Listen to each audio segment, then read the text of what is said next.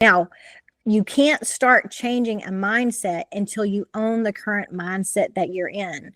And sometimes you have to sit with whatever that emotion is, but you don't want that emotion to drive your behavior, right? And I have told people for years, one of the best things that I ever started was a journal where I started writing down how I felt.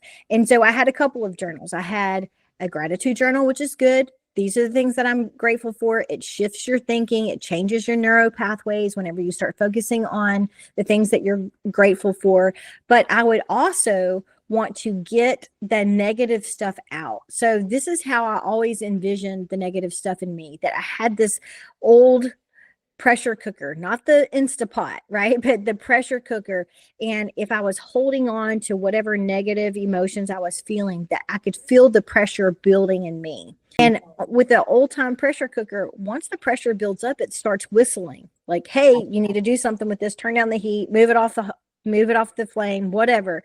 And so when I started journaling, I felt like the pressure cooker of my life, whatever I was feeling, sadness, depression, rejection, whatever I was feeling, when I would journal it, it would like move that pot off the heat. And for me, I started what I called a purge journal. So I'd write every negative thing down that I felt, and then I would tear it out of the notebook and rip it into little pieces, and I would throw it in the trash, and I would just say, okay, God, I'm releasing this. I'm letting go of this because these things do not serve me. And a lot of it, I can't even control, right? I can only control me. I can't control what's going on the outside.